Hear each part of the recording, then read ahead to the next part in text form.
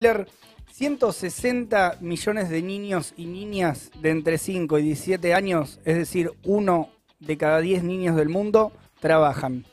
Casi la mitad ejercen alguna de las peores formas de trabajo infantil, como la esclavitud, la trata y el trabajo forzoso. En Argentina, el 16% de los niños, niñas y adolescentes de entre 13 y 17 años realizan tareas para el mercado.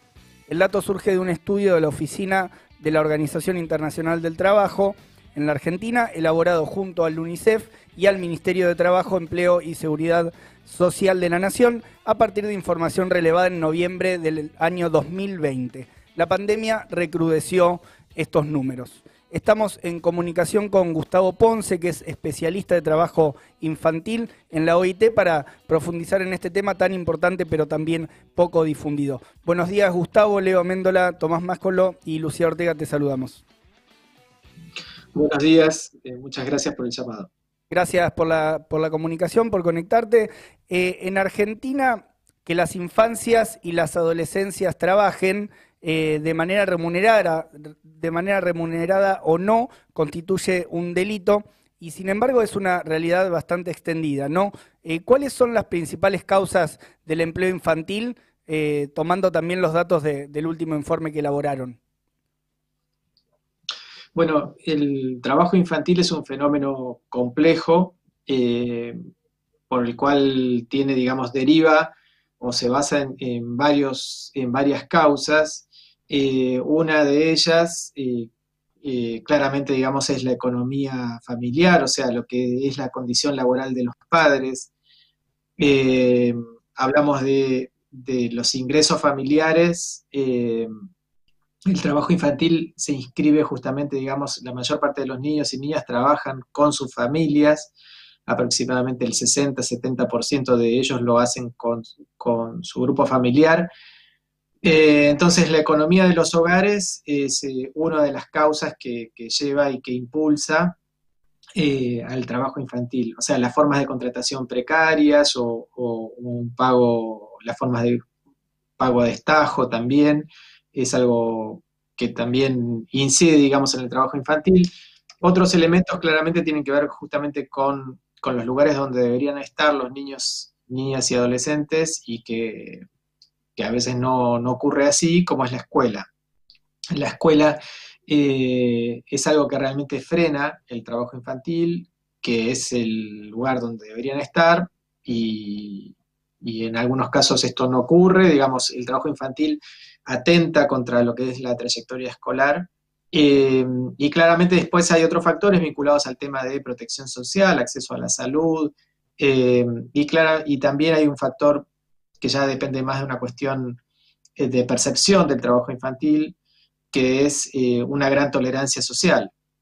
O sea, vos señalabas en el inicio de la pregunta que a veces no es un tema tan tratado. Diríamos que es un trabajo que en general es invisible a los ojos y también tiene como un lugar bastante bajo dentro de lo que es la agenda de prioridades en la agenda pública, ¿no? Gustavo, ¿qué actores te parece que juegan en esta lógica, ¿no? Para que sea posible también tamaña naturalización del trabajo infantil. O sea, ¿cuáles son los actores también políticos, sociales que juegan un rol ahí en esa naturalización?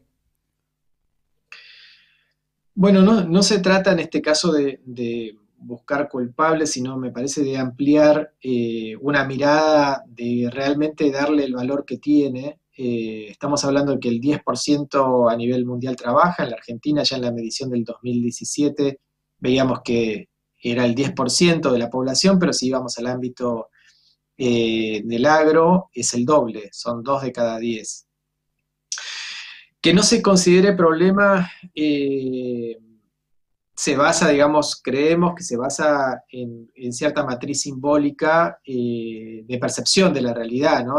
Donde hay una visión muy dicotómica de la infancia, establecida, digamos, a principios de siglo, o sea, en 1920. Yo, bueno, lo cito muchas veces esto porque es el primer momento donde se discute en la Argentina el tema del trabajo infantil y aparece en torno a los niños de los inmigrantes, hijos de los inmigrantes, los niños de los inquilinatos.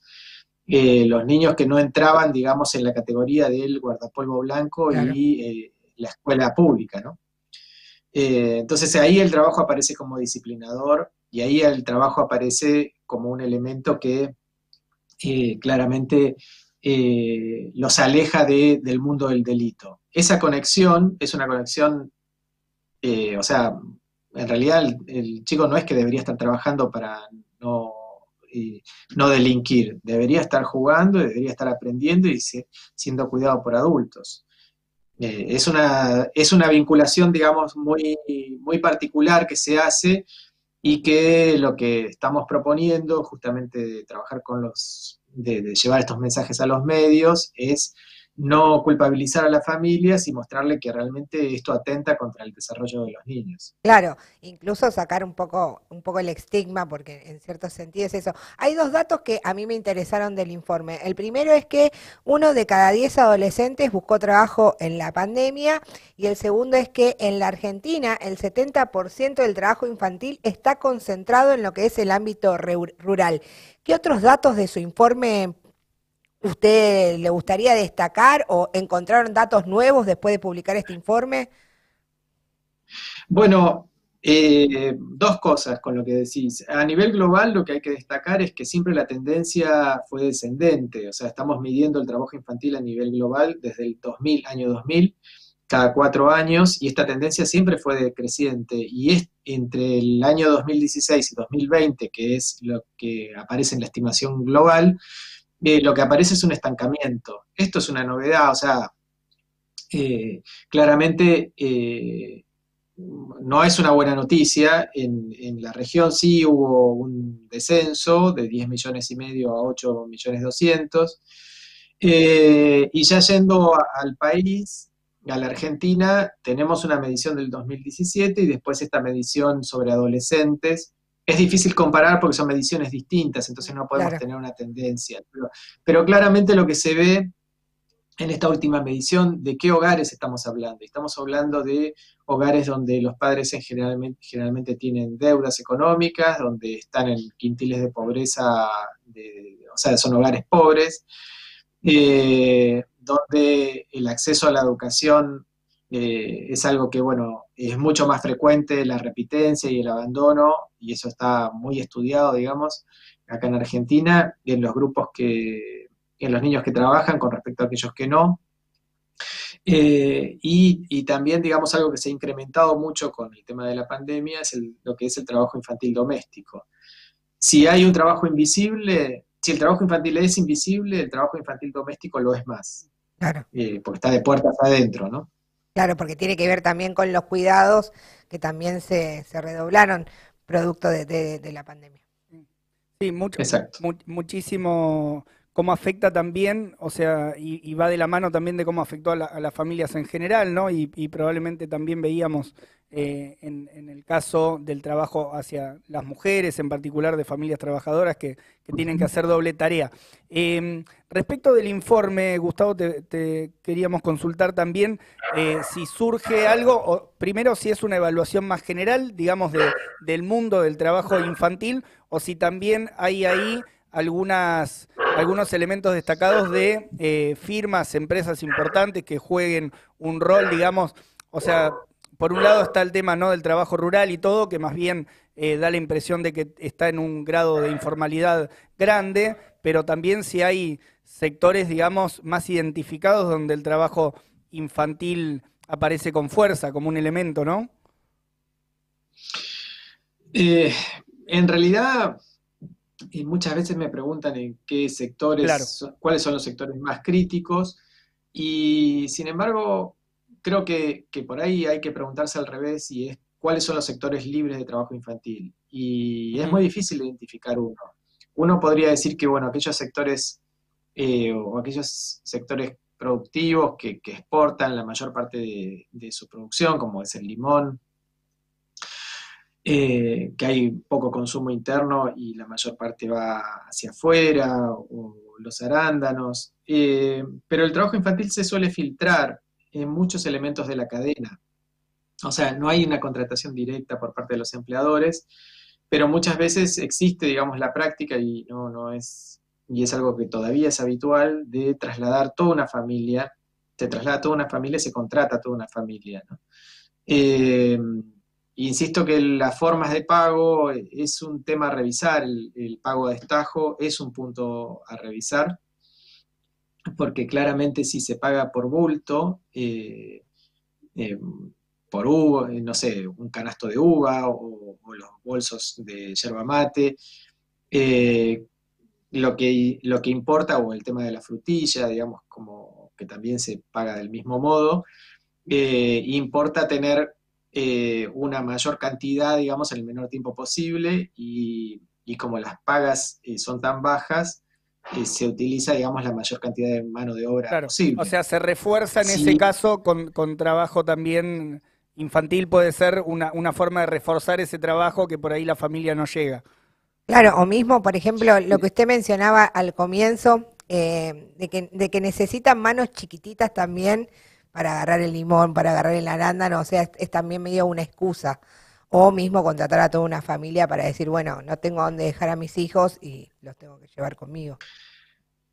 sí, lo de los centros de cuidado, ahí más que una excusa es una realidad que realmente se abordó desde en los últimos 10 años, digamos, sobre todo en el ámbito rural, ¿no? Si en los ámbitos urbanos a los padres que tienen que ir a trabajar muchas veces, si la escuela no está funcionando, no tienen con quién dejar a sus hijos. Esto en el ámbito rural es mucho mayor, digamos, esta área vacante. Hubo varios esfuerzos de sectores como el tabacalero, por ejemplo, donde iniciaron lo que le llamaron jardines de cosecha, como veían que los niños no tenían lugares de cuidado, eh, y la cosecha se daba en un momento de receso escolar. Armaron estos centros de cuidado en cooperación, digamos, con distintas áreas del gobierno, distintos planes, y con participación de los municipios, de gobiernos locales, etcétera. Esto funcionó, y funcionó en la provincia de Mendoza, funcionó en Misiones, en Tucumán, en provincia de Buenos Aires, en Santa Fe. Los de Santa Fe es una práctica bastante extendida. Claramente por ahí lo que falta es una cuestión más uniforme, o poder promocionarlos y que realmente sea una verdadera política de Estado, que estos centros de cuidado existan y estén disponibles para las familias trabajadoras, ¿no?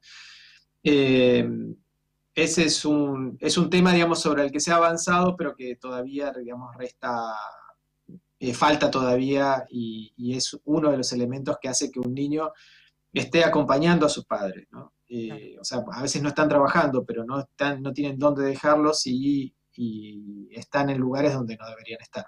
Claro, claro. Se conocieron también algunos casos en donde los ministerios de trabajo provinciales, como en Jujuy, por ejemplo, en la zafra del tabaco, dan autorizaciones o excepciones también, ¿no? Para que los niños adolescentes de entre 10 y 17 años trabajen. ¿Esto es legal? ¿Cómo actúa la legislación en estos casos y qué derechos deberían aplicarse ahí? O sea, ¿habría alguna forma de apelar por vía legal a este tipo de trabajos? Específicamente este que mencionamos, ¿no? De la zafra del tabaco, donde, según tenemos entendido, se dan autorizaciones o excepciones para estos trabajos. Habría que verlo caso por caso, pero los ministerios y las autoridades provinciales tienen la potestad de dar excepciones, o Mm, establecer estos permisos. Eh, lo que es deseable siempre es que retrasar estos ingresos al mercado de trabajo, o esta participación o esta actividad laboral, eh, y de ningún modo pueden establecerse en actividades que sean trabajos peligrosos. En general, los trabajos vinculados a los temas de cosecha, o donde hay pesticidas o herramientas de corte, o donde hay un trabajo al sol o exposición a insectos, a cortes por las plantas. Hablamos de los limones las plantas tienen unas espinas muy grandes. Claro. Eh, por eso muchas veces se hace mecanizada, digamos, esta cosecha, ¿no? Eh, bueno, o sea, no se puede, un gobierno provincial no puede autorizar algo que está prohibido por lo que es el listado de trabajo infantil peligroso. Eso es ley dentro de la Argentina. Claro. Y eso los gobiernos lo saben y lo conocen y los empleadores también. Gustavo Ponce, especialista en trabajo infantil de la OIT, te agradecemos por la comunicación, Gustavo, y por toda la información que nos brindaste. Los agradecidos somos nosotros. Hasta Gracias. luego. Un abrazo. Bueno, ahí pasamos.